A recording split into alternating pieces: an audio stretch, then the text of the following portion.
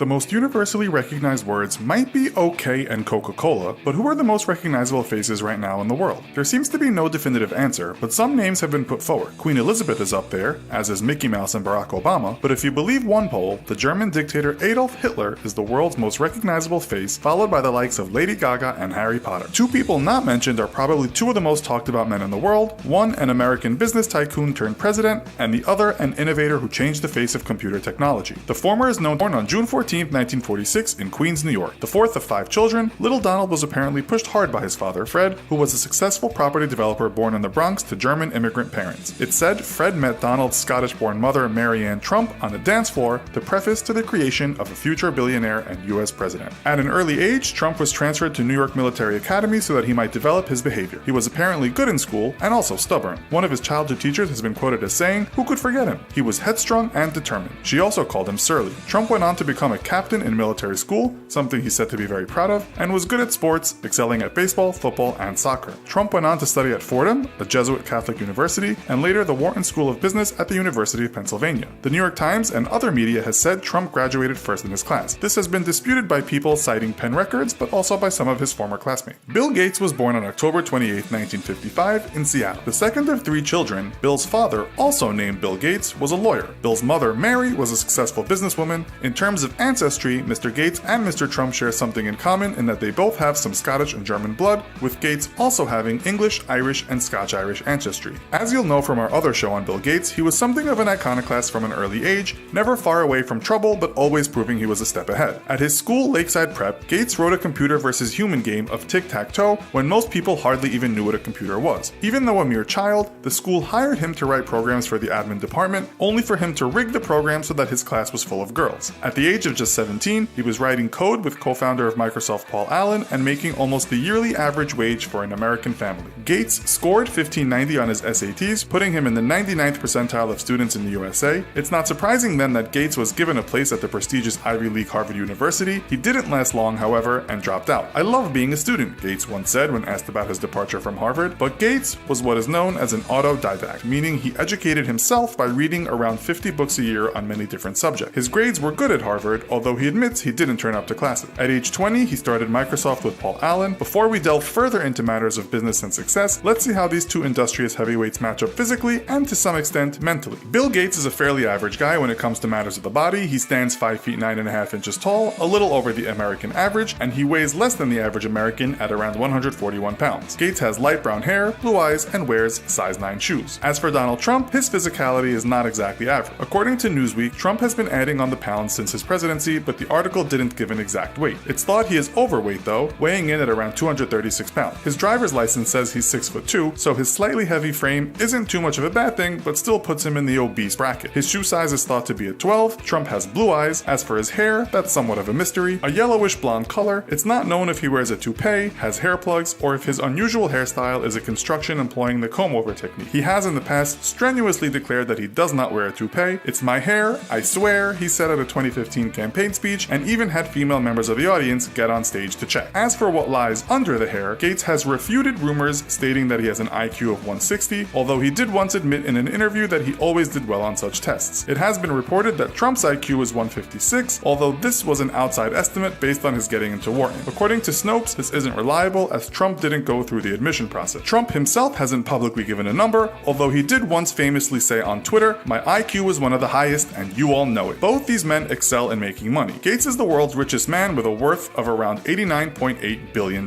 This is way more than Trump, who some sources say is worth around $3.9 billion, even though Forbes said $3.5 billion in February. Gates made his first big bucks when in the 80s he built IBM's MS-DOS operating system. He kept the copyright, which would lead to the first Windows operating system. 90% of PCs globally would soon run this $99 OS, and Gates was already a rich man. When Microsoft went public in 1986, Gates made the Forbes 400 with his $318 million. At age 38, he was the richest man in America with $9.35 billion, and after the release of Internet Explorer a year later in 1995, Gates became the richest man in the world with $12.9 billion. 10 years later, he was worth $48 billion.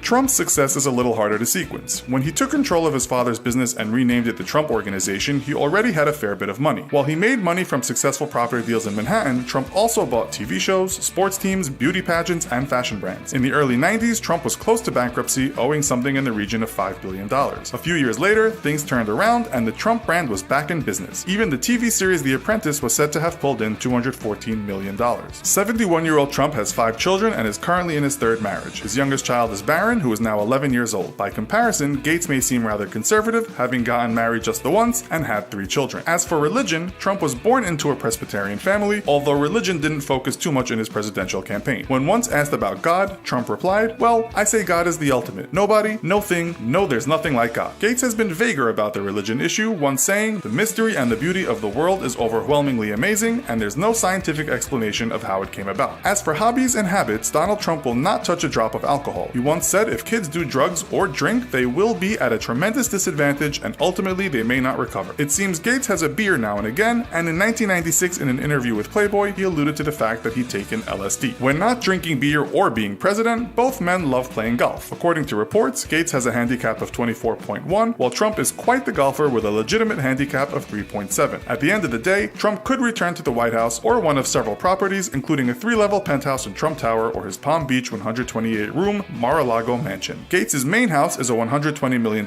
mansion in King County, Medina. There, Bill might eat Thai and Indian food, which according to a Reddit Q&A are his favorites, and settle down to some of his favorite tunes in Jimi Hendrix, Queen, U2, and the Beatles. It seems Trump would prefer a night in with a well-done steak, some KFC, or a pizza, leaving the crust. He'd wash that down with a Diet Coke to the sounds of Elton John, Aerosmith, or Twisted Sister.